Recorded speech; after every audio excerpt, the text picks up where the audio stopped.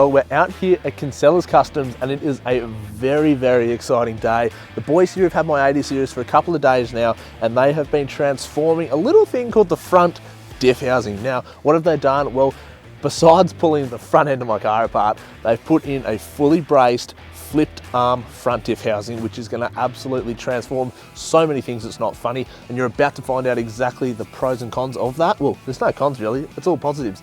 But before we jump in there, I reckon I should tell you guys a little bit about Kinsela Kustoms. Now, Matt and the team have been doing this since 2013. And what does that mean? Well, they've got 7 or 8 years of experience in not only building insane full drive modifications and accessories, but just building sick rigs in general.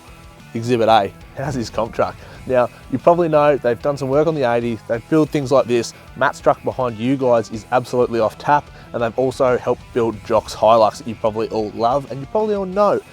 So I reckon there's 2 things we need to do. The first is jump in the shed and show you guys exactly what's happening. We'll get Matt to tell you why we flipped the radius arms and braced the diff. But before that, I reckon we get him and we get him to run you guys through his insane Hilux build.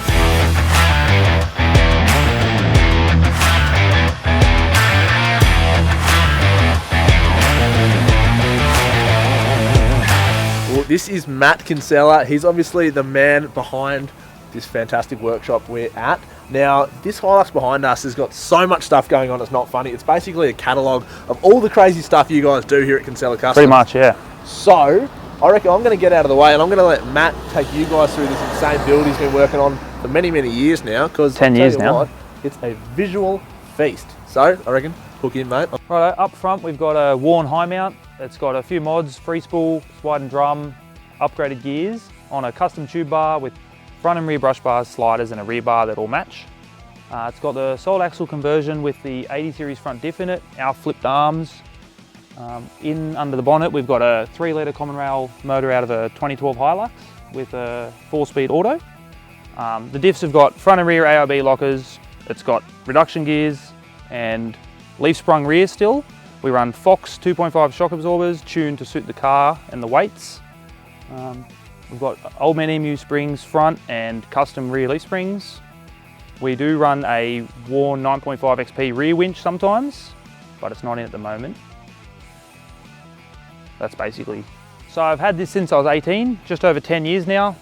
I built it not only to do all the hard tracks like Carnage, Creek, 6 Stage, all the tracks at Menai, enter a few comps. We also have been up to Cape York twice, we've been down to Tassie twice, done the high country, all the sort of touring destinations that everyone loves going to. Just built it as a bit of an all-rounder, you know. But let's go see what we've done to Sam's car and check it out.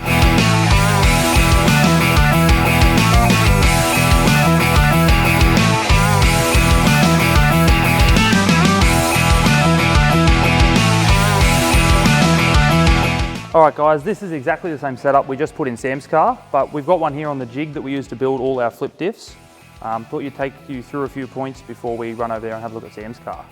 The main benefit, you can see straight up, is the clearance you gain underneath the housing.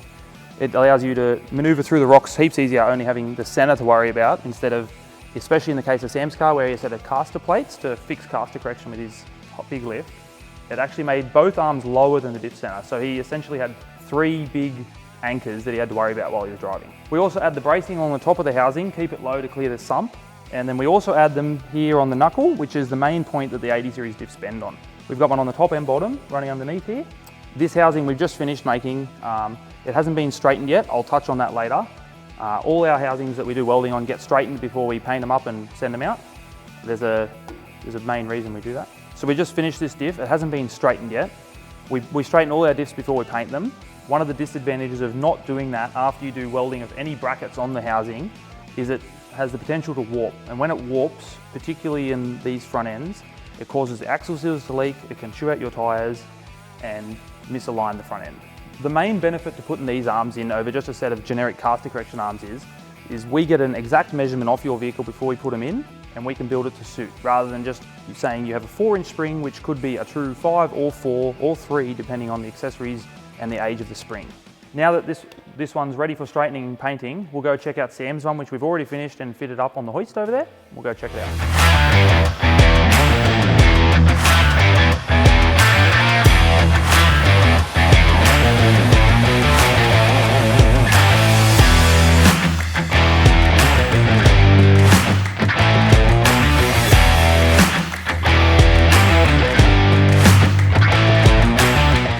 car's up on the hoist and the new diff is in, and I've got to say, it's very pretty. It makes everything else under this car look like absolute garbage, but you know, that's okay.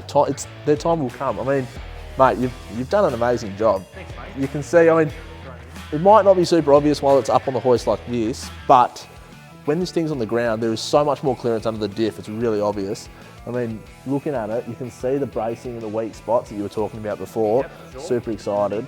Yep, yep, fantastic. And also, this is effectively full droop, those arms are so level. They're so flat to the ground, it's really impressive. So, I mean, it always used to drive like a bit of a boat, I'm not gonna lie. Anyone out there that's got a big lift in a solid axle, anything, knows how these things drive. The arms were like, they should have just been vertical really. So this is gonna be a whole different beast to drive. I'm really excited to get this out on the road.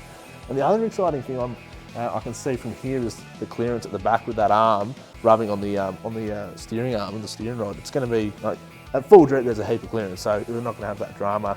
Before, we'll probably even show you, there was actually on the I-beam of the factory arm, it was actually ground back a bit for a bit of extra clearance. So you won't be seeing any of that here, which is super fantastic. But I think it's just about ready to put back on the ground and take it for a spin. Yeah, outstanding, I can't wait.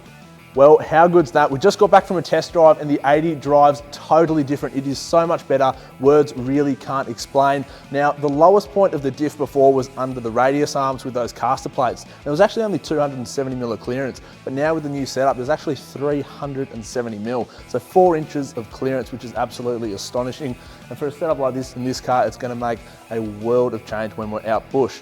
Now, if you do want to find out anything more about this setup or any of the crazy products that these guys are making here, then there's one place to go. It's the Kinsela Kustoms Facebook page. Hit up the guys, Matt and the team. They're happy to help you out. Otherwise, leave a comment here and I will do my best to answer as many of them as I can. But until next time, guys,